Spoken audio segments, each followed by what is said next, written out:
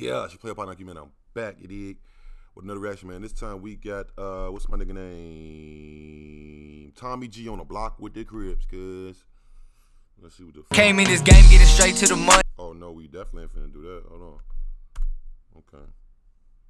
Shout out Tommy G, though, but we ain't trying to get copywritten.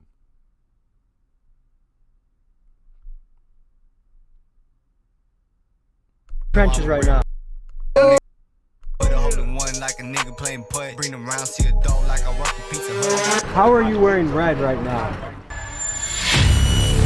In 1969, history was made when two 17-year-olds from Los Angeles, Tookie Williams and Raymond Washington, created the CRIPS Street organization. Some say the creation of the group was rooted in activism to protect black youth from police, while others say the CRIPS started purely with the intentions to be a criminal street gang. The creation of the CRIPS led to a wave of death and violence in Los Angeles, which led to the Bloods forming their own gang to protect themselves from the CRIPS. Since 1969, the group has grown into one of America's largest and most violent gangs, with about 30,000. Did y'all niggas see Mike throwing up the C?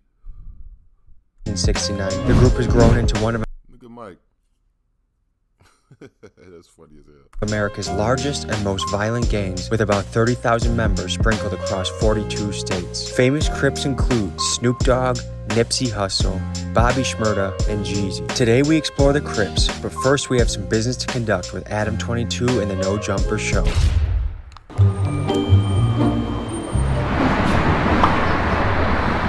Babak, he's a strong Iranian trainer. Nice to meet you. A man really like made of muscle. Made of steel. Hey, you want to do a little cardio challenge to start this off? Yo, let's go. Let's get this motherfucker on the bike. Yeah. Okay, 12 seconds, 12 calories. Beat it. 12 seconds, that's usually how long it lasts anyway, so.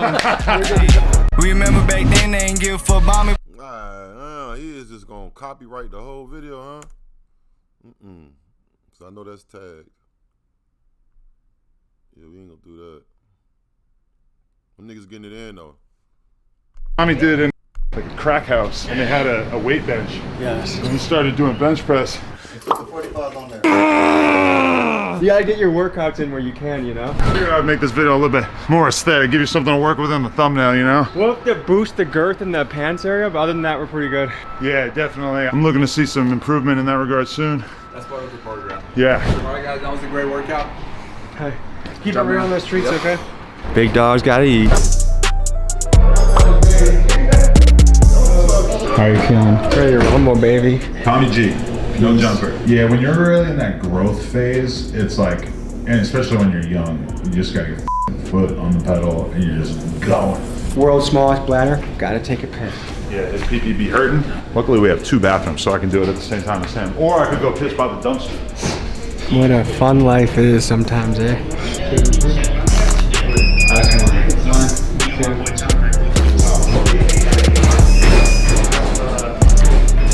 Podcasting is my job, balling is my passion. Now we head to the block. Ladies and gentlemen, the time has come to hit the block with the Crips. What I'm always curious. Why that nigga? He's such a like a troll. He just named it "Hit the Block with the like so basic. You know, little kids everybody's gonna click on that. Like just a simple.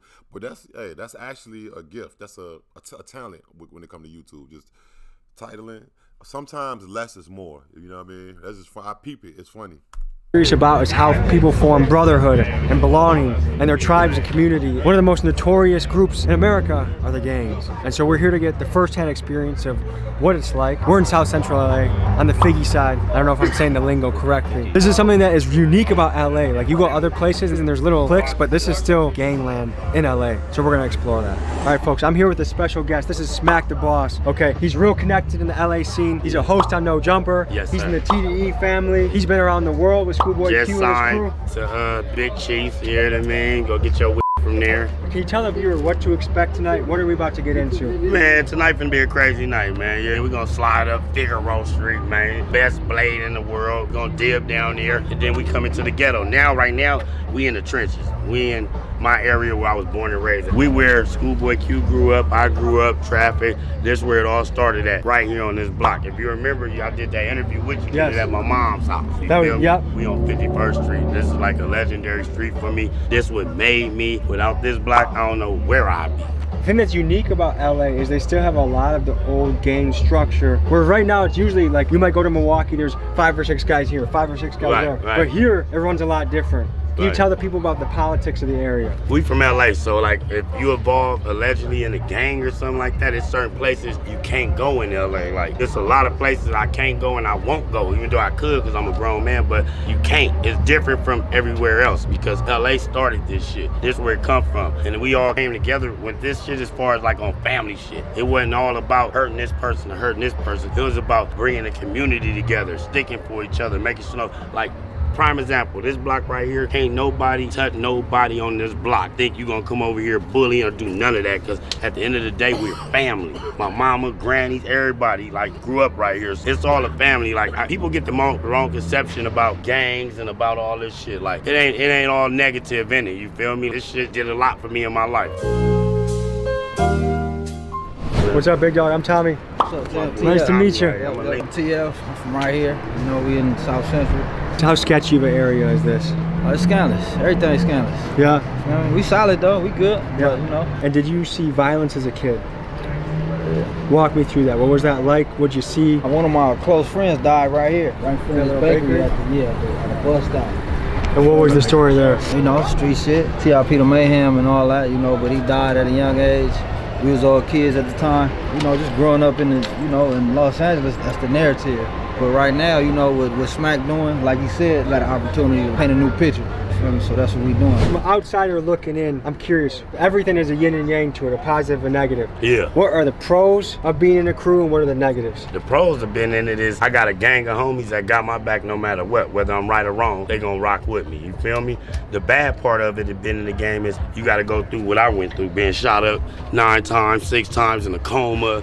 That's the bad part of it. That's why I don't push that energy out for nobody to join a gang. Like I said, I come in peace and I push that and I've been pushing, I come in peace. The gang, I don't advise nobody to do it, but I already done made my chapter in my book. This is a chapter in my book. So when I leave this earth, all this is just a chapter in all our books. Whatever we went through in life is a chapter in our book. I see you got a sweatshirt that says the trenches. Right. Are we in the trenches right now? Yeah, most definitely. So what's the crew called? What's the crew called?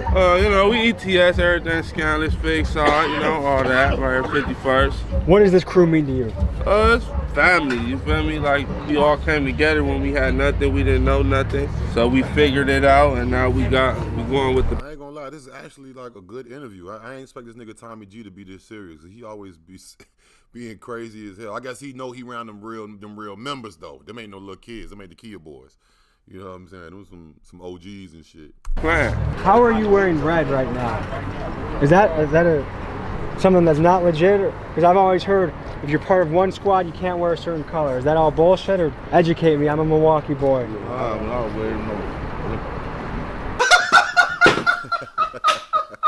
A stereotype that I think I got wrong is that everyone's got to wear the same color. Is that just bullshit that you see on That's TV? like 1980s, Yeah, 90s. that's old school. It's shit. 2020.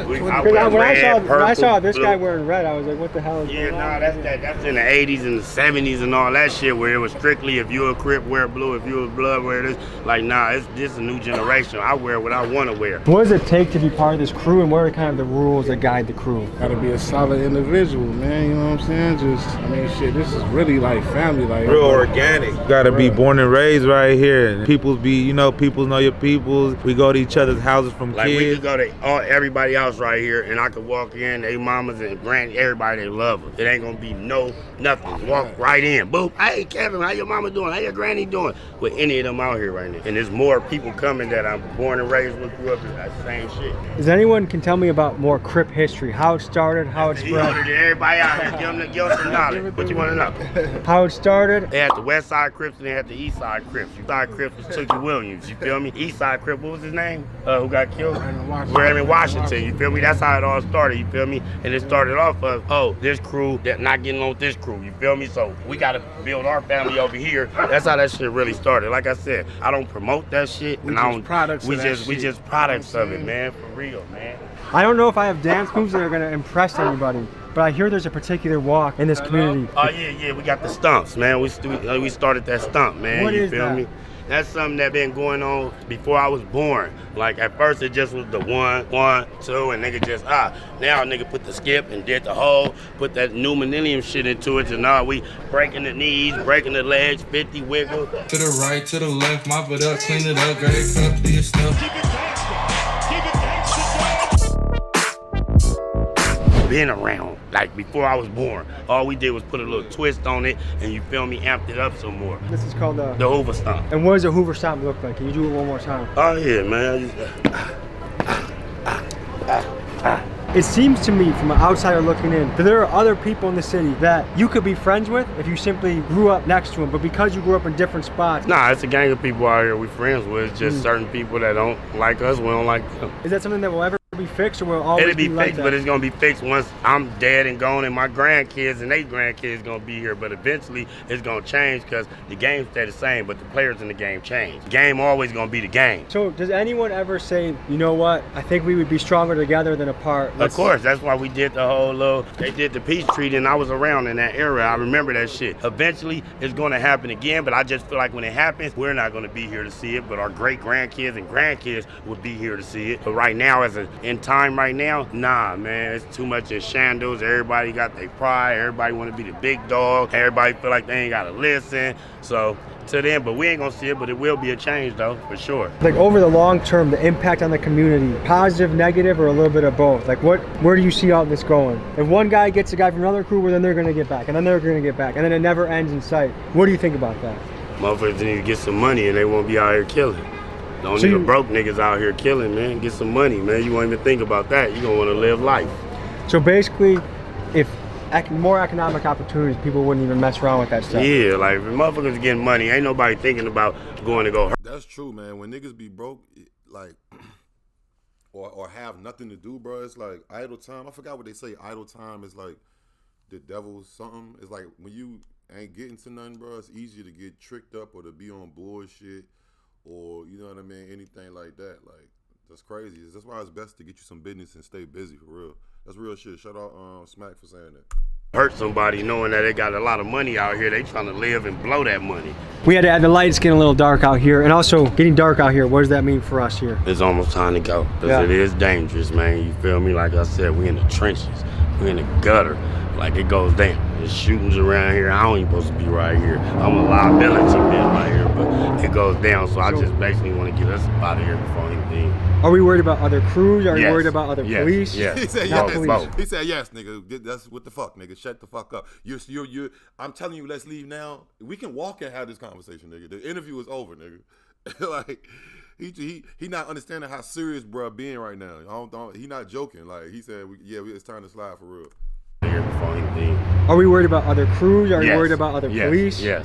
Not police. Both. Yeah. So one thing that's been a big thing that I've been following each neighborhood I go is seeing how young kids are exposed to violence. Tell me about in your own life. How young were you when you saw your first violent encounter? My friend Terry, rest in peace, Terry. I was like 13, 12 years old. We went to a party and got into it with another crew, and it was ugly, and he ran through fire and got shot in the head and died. And he lied and told his mama he was going to the movies with his girl, and the whole time he was coming out to go party with us at a house party. And that was my first time picturing and seeing a real life death as somebody I know that got killed. I can only imagine being this guy's mom, thinking, oh, he's watching a movie. We had to go back and tell her mom that night when it happened. We went and told her 30 minutes later after knocking on her door, Terry got shot. She's like, no, he didn't. He at the movies.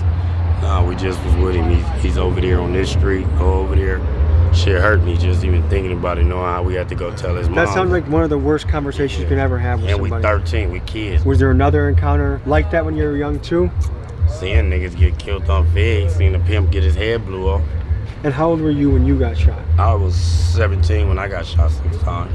And you went into a coma. 2 months in a coma. So you almost didn't make it. Yeah, I've been shot numerous times after that. 9 times altogether.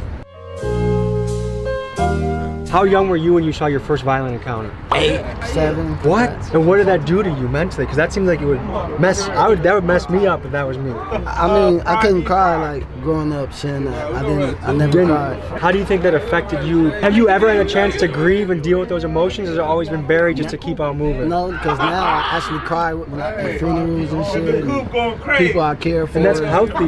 My own pop, my dad, died in front of my eyes when I was 18 years old on the floor of our kitchen. And it took me 6 years to, like, I was able to cry during that time, but then I didn't really think about it or deal with it for almost 6 years. And then when I finally dealt with it, it hit me like an earthquake. Yeah. And it made, so reality of you can never run away from those things. It's gonna hit you one way or another. Yeah, for sure it is. What is the Hoover style? What is It's that? like a traditional dance that the Hoovers do. They dance, they celebration dance, you know what I'm saying? It's a classic, because all my brothers from Hoover, so I know how to do it regularly. So, feel me? So at heart, I'm a peacemaker. So to me, when I look at the beefing, I'm thinking, chances are, if people actually sat down and had a conversation with each other and realized they're a lot more in common than they are different, there'd be a lot more peace. What do you think about that? Of course, because everybody's entitled to an opinion. If you would sit and talk to somebody, you would see that perspective do change. People do change. And I done been in situations to where me and one of my enemies was cool. What did it take for you guys to become cool? We had similarities of life, like certain common things. We were like, oh, okay. How do you even get close enough to know, like, because I actually went to jail. Yeah. And I did a lot of time in prison. And going back and forth, you meet people, whether you fight them, then become cool with them. So then when you make peace with somebody, and then you come out, and then the rest of the crews are still at it. Yeah. Is that a hard thing to manage in your head? Yeah, because it's kind of like stupid, you know what I'm saying? I admit it's stupid, you know what I'm saying? But at the same time, that person that you was locked up, that individual, that one person that you was locked up with and made that contact with, when you see him on the streets, is always respect and love. The same thing, like, oh bro, I got along with you, I know, what's up? It's like a pass. So if you were mayor of Los Angeles, because I feel like Los Angeles in particular has a solidified gang scene, not other towns have it like this. What would you do as the mayor to help people and move the city in the most positive direction? The one thing for sure, I would, the homeless part. Yeah, it's out of control in Los Angeles. That's a big deal, for sure. Smac said his idea was that most of this is just from lack of economic opportunity. What do you think about that? That could be possible as well too, because I mean, the more opportunities people have, the better they'll do. Yeah. You know what I'm saying? Instead of like, you know, trying to seclude them or dissect them from a situation where they can't adapt to nothing, but their environment. Hey, I appreciate talking to you. Nothing, man. Thank you so much. If you were mayor, what would you do? If you wanted to move the city forward in the best direction possible, what would you do as mayor? Give out a lot of jobs so they ain't got to be out here in the streets trying to sell dope and drugs. What final thoughts do you have with the camera? Anything you want to plug? Anything you want to say? Go tune in to Back on Fig, man. You feel me? It's going viral right now. Just go tap in with the 50s. There's a lot of good people that come from here. What advice do you have to the youth? Don't gangbang. Go to school. Go to college. Find a sport and go hard at it. Have we been pressing our luck by hanging out here a long time? Yes, we have. Is it time to wrap it up? Yeah. All right. I'll see you guys next week. Love you guys. See you soon. Doing some scams. I got the whole That was actually a dope ass, cause you know he's so comedian based and shit. You know he's so based in comedy. Tommy G, that was actually dope. Like that was just dope. They got to really it wasn't like goofy. I'm glad he didn't come with the goofy shit. Like, you know what I mean? Cause them real niggas. So it's good that he didn't. Yeah. But he, like I said earlier, you know you can't troll with them. Them ain't the Kill boys. This is grown ass niggas. They not going. They ain't gonna go for certain shit, and they gonna get on your ass.